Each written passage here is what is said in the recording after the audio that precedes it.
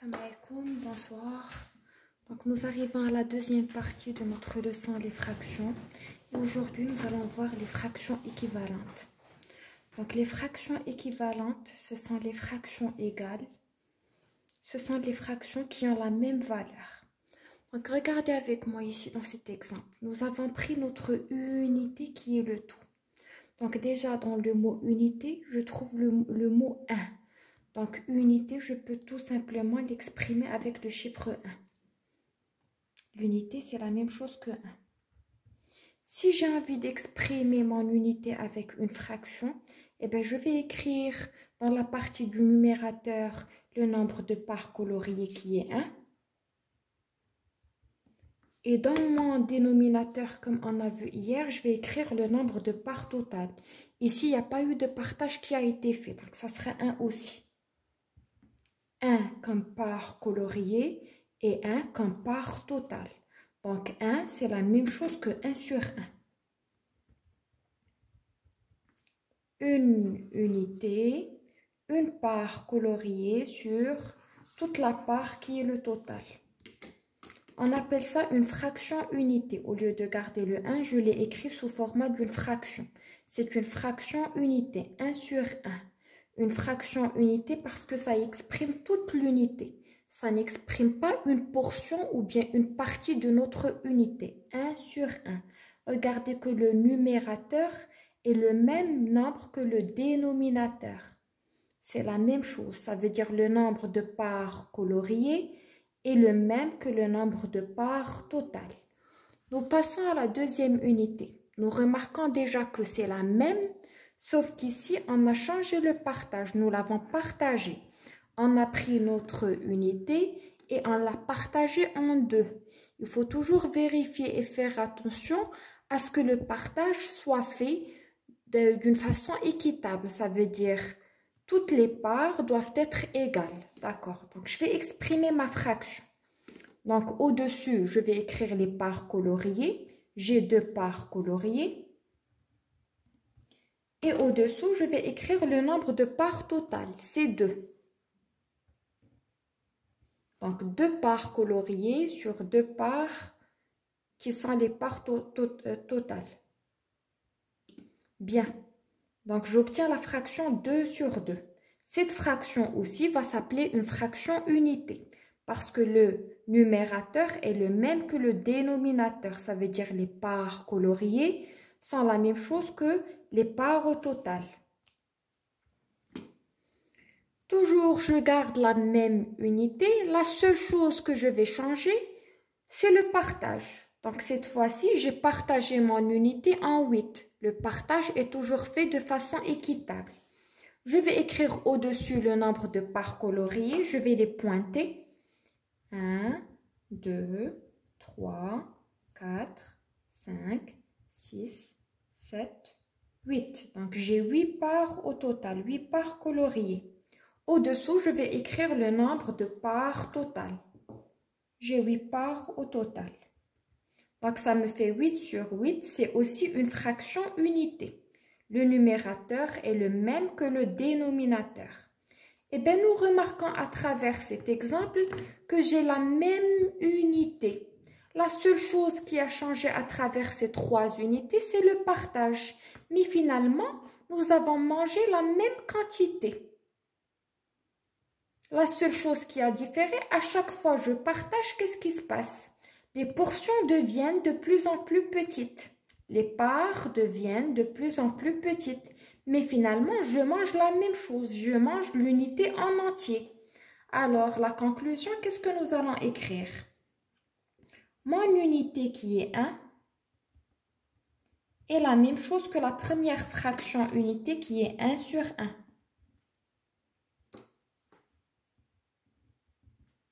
C'est la même chose, elle est égale aussi à ma deuxième fraction unité qui est 2 sur 2.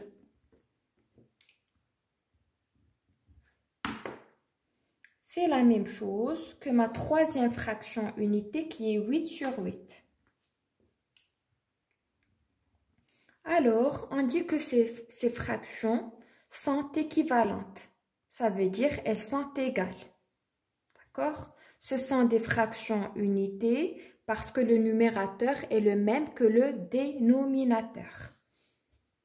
Nous passons à un deuxième exemple, mais cette fois-ci, nous n'allons pas parler de la fraction unité.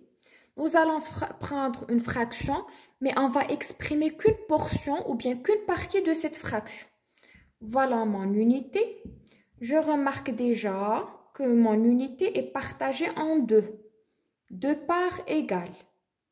Et je n'ai pris qu'une partie parmi ces deux. Donc en haut, au-dessus, je vais écrire le nombre de parts coloriées. J'ai une part coloriée. Et au-dessous, je vais écrire le nombre de parts totales. J'ai 2 parts au total. Donc, ça me fait 1 sur 2. Si j'ai envie de lire une lecture mathématique, je vais dire 1/2.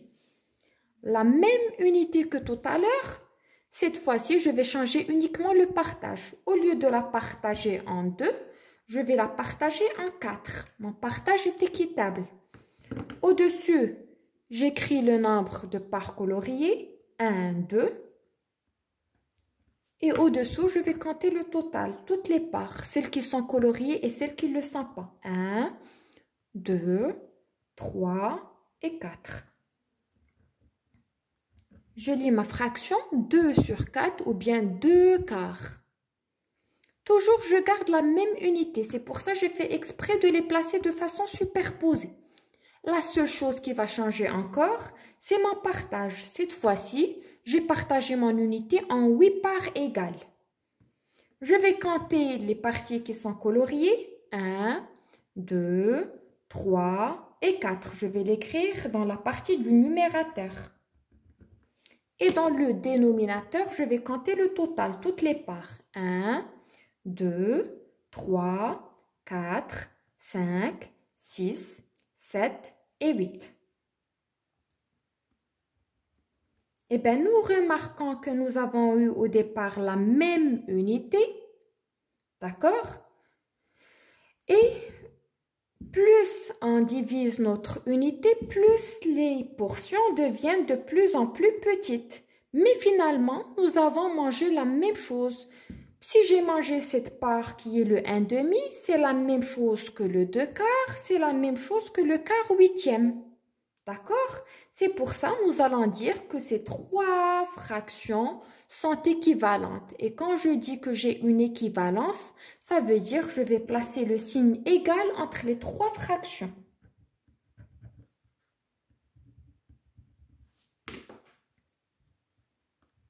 Un demi est la même chose que 2 quarts. Et la même chose que 4 huitièmes.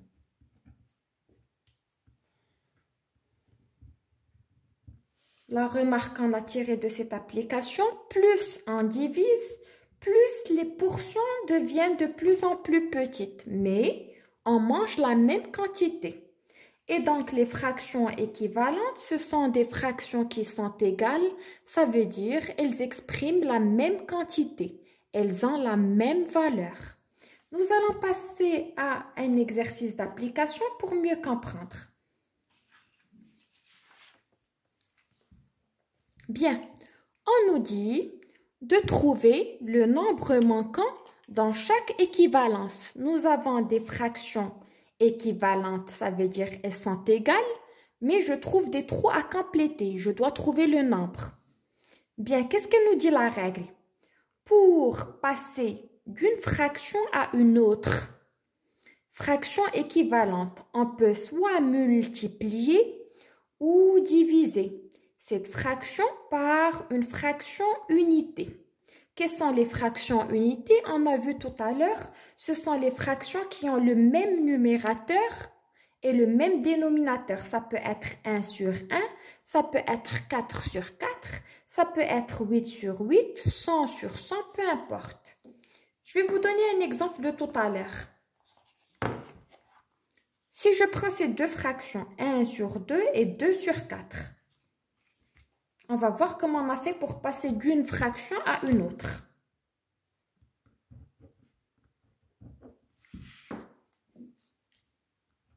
Un demi et 2 quarts. Je place le signe égal, vu qu'elles sont des fractions équivalentes. Maintenant, on a dit pour passer d'une fraction à une autre, on a soit le droit de multiplier, soit le droit de diviser. Donc, pour passer de 1 vers 2, je remarque que je vais passer d'un petit numérateur vers celui qui est le plus grand. Donc, logiquement, je vais multiplier. Et quand on multiplie le numérateur, automatiquement, on va multiplier le dénominateur aussi. On effectue la même opération dans le même sens. Faites attention au sens de la flèche. Donc, je vais lire ce que j'ai écrit avec les flèches. 1 fois combien pour avoir 2? 1 fois combien pour avoir 2? Je vais l'écrire sur mon brouillon. 1 fois un nombre pour avoir 2. Je vais faire la même chose pour mon dénominateur. Je vais lire dans le sens de la flèche. 2 fois combien pour avoir 4? 2 fois combien pour avoir 4? Maintenant, ce sont deux multiplications à trous à compléter. Et bien, tout simplement, je vais faire appel à ma table de multiplication que je dois connaître parfaitement.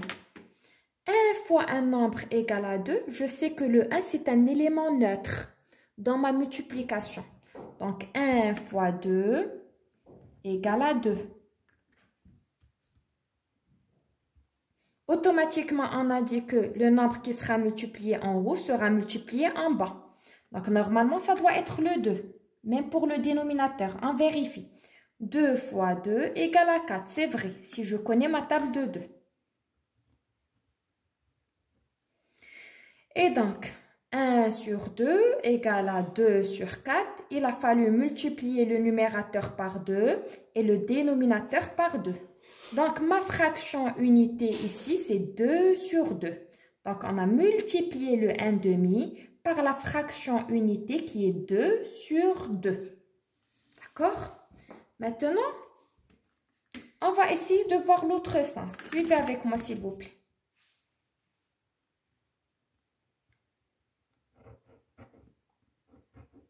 Je vais travailler avec l'égalité de ces deux fractions.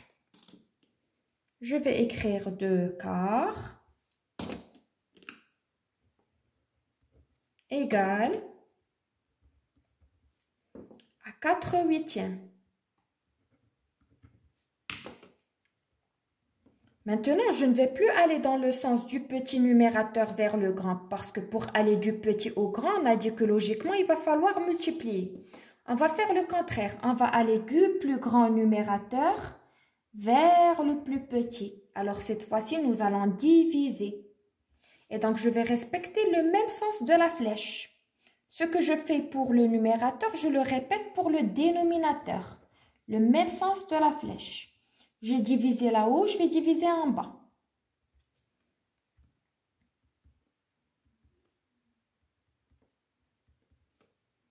J'écris mon opération sur le brouillon. 4 divisé par un nombre pour avoir 2. Deuxième égalité que je vais écrire. 8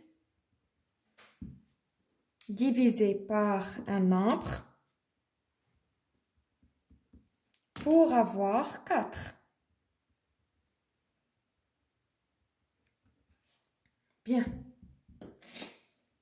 Eh bien, toute division, les enfants, si j'ai un problème au niveau de la division, je peux tout simplement échapper à ma division à travers la multiplication. Toute division peut être transformée en une multiplication.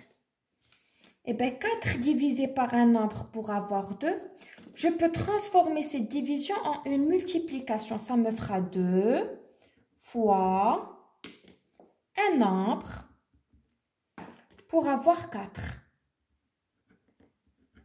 Ça veut dire que je multiplie les deux petits nombres qui seront les termes de ma multiplication pour trouver le grand nombre. Je ferai la même chose ici. 4 fois un nombre, le nombre que je cherche, pour avoir 8. je multiplie les deux petits nombres pour avoir le plus grand. Je donne une explication. Je donne une explication à ce partage, à cette division. Et bien, si je n'arrive pas à la faire directement et que j'ai des petits nombres, je peux la faire avec une petite représentation. 4 divisé par un nombre pour trouver 2, je peux imaginer que j'ai 4 billes. Ces 4 billes, il va falloir les partager dans des sacs pour trouver 2 billes dans chaque sac. Je vais partager ces billes de façon à trouver 2 billes dans chaque sac à la fin. Donc, j'avais 4 billes, je les ai partagées en 2 sacs pour trouver 2 billes dans chaque sac. Donc, le 4, ça représente le nombre de billes. Le nombre de billes.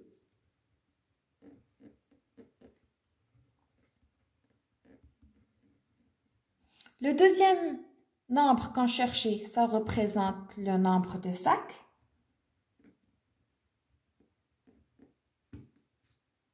Le nombre de sacs. Et le 2, ça représente le nombre de billes dans chaque sac. Le nombre de billes dans chaque sac.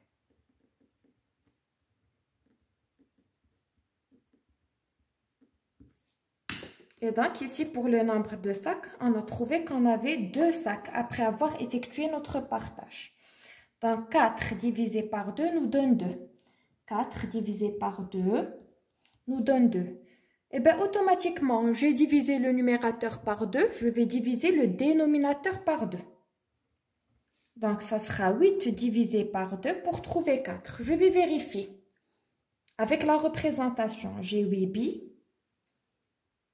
8 divisé par 2 pour avoir 4. J'ai 8 billes. 2, 3, 4, 5, 6, 7, 8. Et je veux avoir 4 billes dans chaque sac. Ça, c'est le nombre de billes. Ça, c'est le nombre de billes total. Ça, c'est le nombre de billes dans chaque sac. Donc, je veux avoir 4 billes dans chaque sac. Donc, il m'a fallu 2 sacs pour pouvoir réaliser ce partage. Donc, j'ai 8 billes que j'ai partagées en 2 sacs pour avoir 4 billes dans chaque sac. Donc, toujours essayez de transformer votre division en une multiplication, ça sera plus facile. Donc, 4 divisé par 2 égale à 2, c'est la même chose que 2 fois un nombre pour avoir 4. Je multiplie les deux petits nombres pour avoir le plus grand. 2 fois 2 égale à 4. Et c'est vrai. 8 divisé par 2 égale à 4. C'est la même chose que 4 fois un nombre pour avoir 8. Je multiplie les deux petits nombres pour avoir le plus grand. C'est la même chose que 4 fois 2 égale à 8. Et donc, quand vous allez avoir une multiplication à trous, c'est plus facile à la compléter. Il va falloir tout simplement connaître sa table de multiplication. On passe à l'exercice d'application, comme ça vous allez comprendre davantage. Donc, on avait dit qu'on nous demande de compléter ces équivalences. J'ai 7 sixièmes égale à 14, mais ici, je n'ai pas le dénominateur.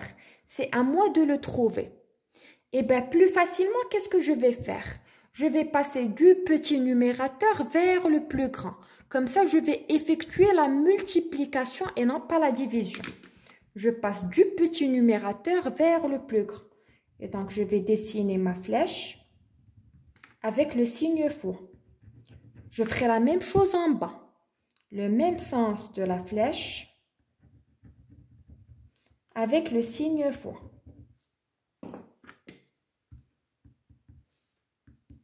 J'écris sur mon brouillon tout en lisant dans le sens de la flèche. 7 fois un nombre égale à 14. 7 fois un nombre égale à 14. Je vais l'écrire. 7 fois un nombre égal à 14. Je vais écrire la deuxième égalité aussi. Je lis toujours dans le sens de la flèche. 6 fois un nombre égale, je ne sais pas. 6 fois un nombre égale, je ne sais pas. 6, c'est le nombre qu'on cherche, fois un nombre. Eh bien, on cherche ce nombre, on ne le connaît pas. Eh bien, ici, 7 fois un nombre égal à 14, je vais faire appel tout simplement à la table de 7. Si je connais ma table de 7, eh bien, 7 fois 2 égale à 14. Je complète ma multiplication à 3. Donc, je vais multiplier le numérateur par 2. Vu que j'ai multiplié le numérateur par 2, automatiquement, je vais multiplier le dénominateur par 2. Pour avoir comme fraction unité 2 sur 2. Donc, je vais compléter ma deuxième multiplication, 6 fois 2.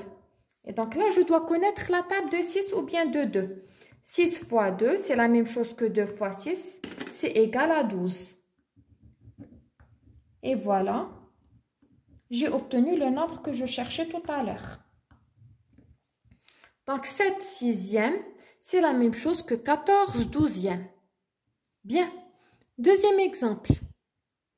J'ai 9 sur 12 égale à un nombre sur 4.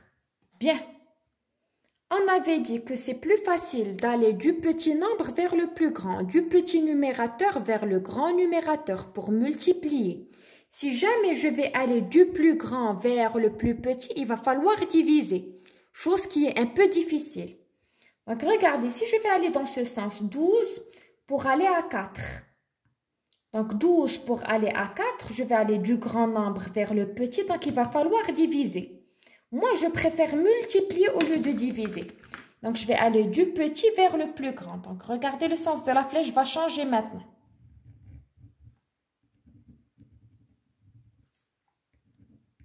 Quand on va du plus petit au plus grand, on multiplie. Je garde le même sens de la flèche. J'écris mon égalité sur le brouillon. 4 fois un nombre égale à 12. 4 fois un nombre égale à 12. Je vais l'écrire. 4 fois un nombre égale à 12.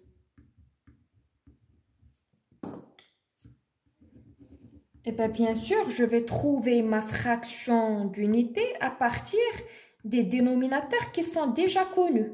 Sinon, si je commence avec les numérateurs, je ne pourrai pas compléter parce que déjà, je ne connais pas ce chiffre.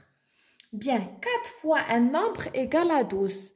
C'est la table de 4. Si je connais ma table de 4, je saurai que 4 fois 3 égale à 12. Donc, le chiffre, c'est 3, le chiffre qu'on est en train de chercher. Si je multiplie les dénominateurs par 3, automatiquement, je vais multiplier même les numérateurs par 3.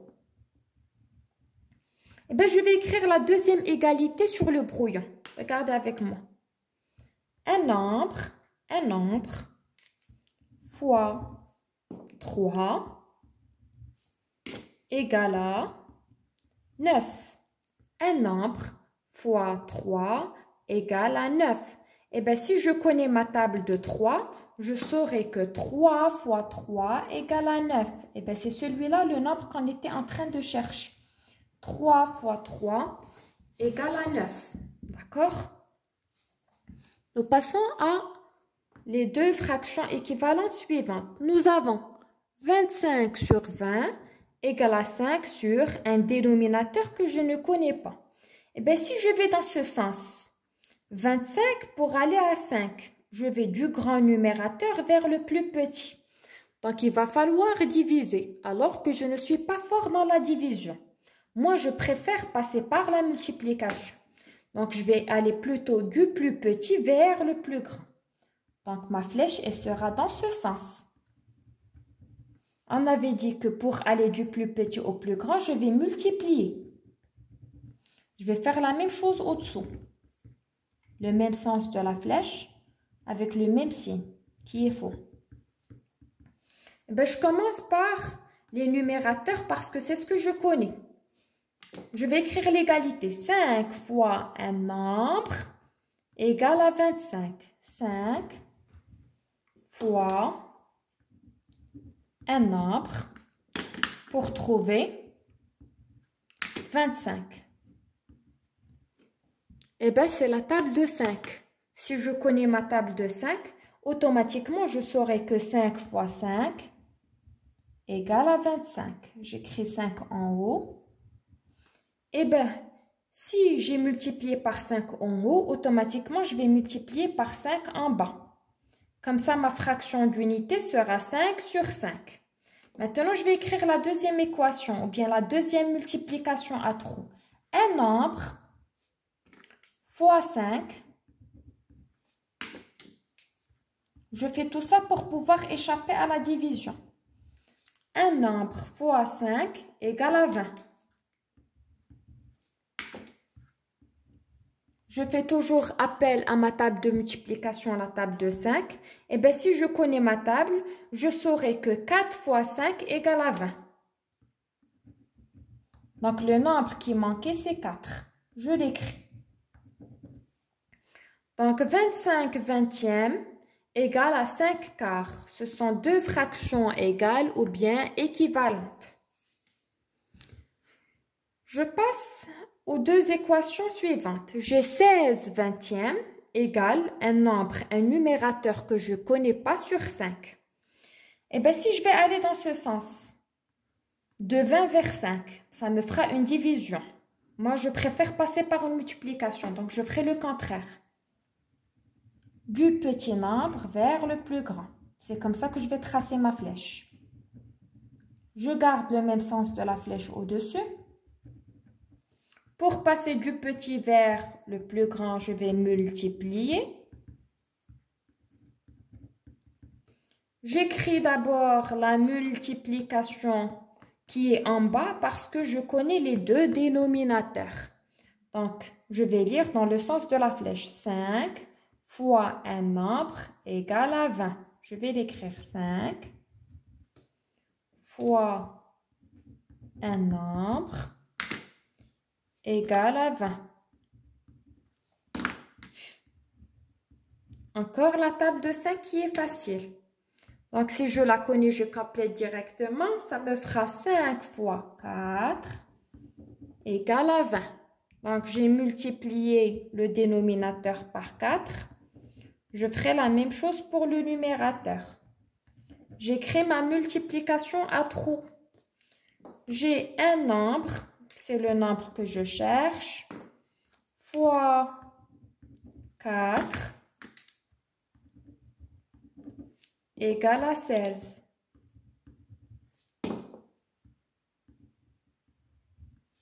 D'accord? Ici, c'est la table de 4. Si je connais ma table de 4, je saurai automatiquement que 4 fois 4 égale à 16. D'accord? Et donc, 16 vingtièmes égale à 4 cinquièmes. Donc, les deux fractions sont égales. Bien. Je passe à la fraction suivante. J'ai 6 sur 8 égale à 24 sur un dénominateur que je ne connais pas. Eh bien, je vais observer les deux fractions et moi, je préfère effectuer la multiplication. Donc, je vais aller du petit vers le plus grand.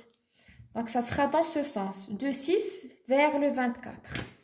Du 6 vers le 24, je dessine ma flèche. Je multiplie, vu que c'est du plus petit au plus grand. Je ferai la même chose en bas, avec le signe fois. Parce que là, pour la division, ça sera difficile. Il va falloir tracer la potence. Sinon, pour faire la représentation avec les billes, c'est pas facile de dessiner 24 billes. Donc, je vais écrire d'abord la multiplication pour les deux numérateurs que je connais.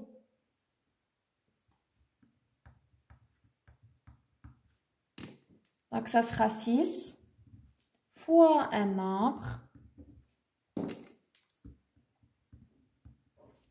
pour avoir 24. Encore, si je connais ma table de 6, automatiquement, je vais pouvoir répondre. Je sais que 6 fois 4 égale à 24. Je vais l'écrire. J'ai multiplié le numérateur par 4. Automatiquement, je vais multiplier le dénominateur par 4.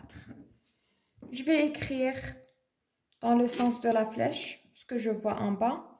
J'ai 8 fois 4. Ça me donne 32.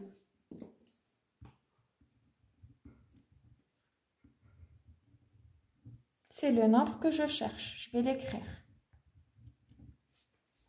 Donc, 6 huitièmes, c'est la même chose que 24 32e. Ce sont deux fractions équivalentes ou bien égales. Donc, on a utilisé pour le passage la fraction unité qui est 4 sur 4. Ça veut dire qu'on a multiplié le numérateur par 4 ainsi que le dénominateur. Bien, nous arrivons à la dernière fraction.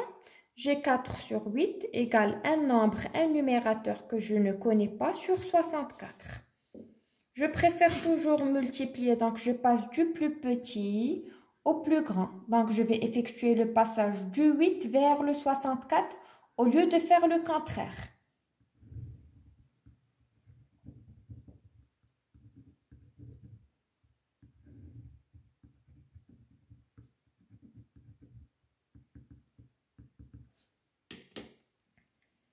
Bien, je vais écrire mes égalités à travers le sens de la flèche que je vais lire.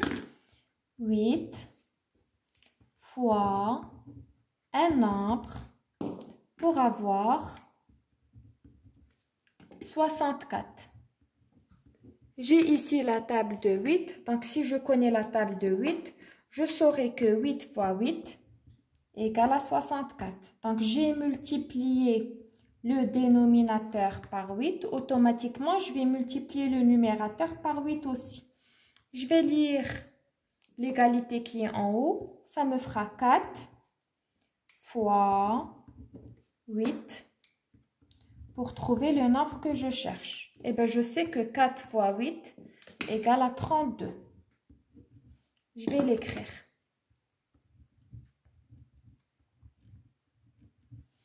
Donc, 4 huitièmes, c'est la même chose que 32 sur 64.